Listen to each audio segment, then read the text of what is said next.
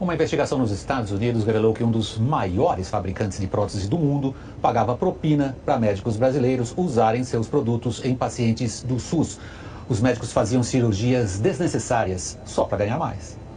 A dor na coluna incomodava, mas foi a sentença rápida do médico que assustou. Ele disse que eu precisaria operar. Um segundo médico descartou a necessidade de cirurgia e o problema foi resolvido com fisioterapia. Super bem, tranquilo. Mas não se sente segura para mostrar o rosto. Tem medo da chamada máfia das próteses.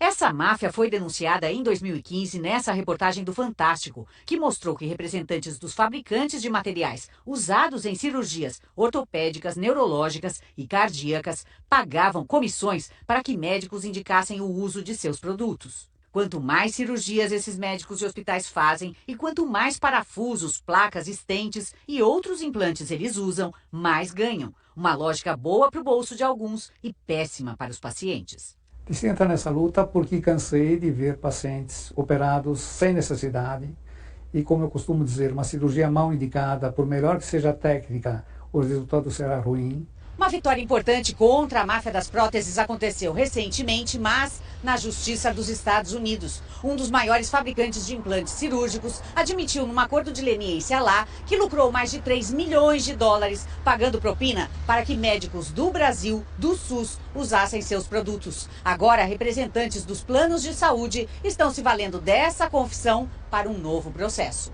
O acordo de leniência assinado nos Estados Unidos e outros documentos que mostram a ação inescrupulosa de quem lucra com superfaturamento e cirurgias desnecessárias estão no processo movido contra 8 fabricantes na justiça americana. Nós queremos um pacto com essas empresas para que elas parem de pagar propina para os médicos no Brasil. Porque não é lícito, não é justo que um médico insista em colocar um produto só porque ele está ganhando 5 mil, 10 mil da indústria para colocar aquele produto. Isso não se chama comissão.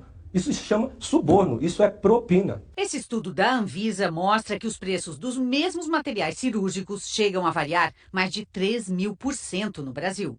Essas notas fiscais mostram que um componente para implante em osso pode custar pouco mais de 8 mil em Porto Alegre, 9 mil em Recife e mais de 26 mil reais no interior de São Paulo.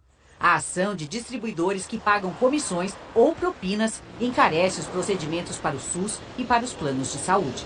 Sobrecarrega também a justiça. A quantidade de processos de alguns médicos e advogados insistindo no mesmo tipo de cirurgia e com os mesmos materiais chamou a atenção desses juízes que monitoram ações no Tribunal de Justiça de São Paulo. Perícias médicas que começaram a ser pedidas no ano passado revelaram que a máfia das próteses continua em ação no Brasil. Do ponto de vista da Corregedoria Geral da Justiça, essas ações são negativas não apenas por encaminharem erroneamente uma parte para uma cirurgia, para um procedimento desnecessário, mas especialmente por capturarem nossa capacidade de trabalho para demandas, digamos assim, inexistentes. Demandas que são forjadas ou que são orientadas, fomentadas, não para a resolução de um problema de saúde, mas eventualmente para o prestígio econômico de um personagem, outro, de um médico, de um advogado.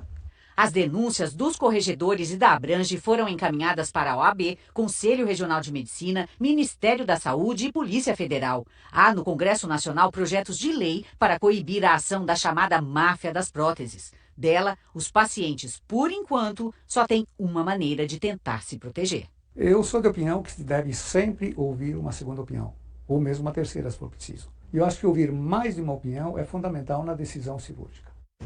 O Ministério da Saúde afirmou que já deu parecer favorável ao projeto de lei que está na Câmara e que criminaliza as fraudes com órteses e próteses. O Ministério da Saúde também declarou que encaminhou as denúncias feitas pela Associação Brasileira de Planos de Saúde para a Polícia Federal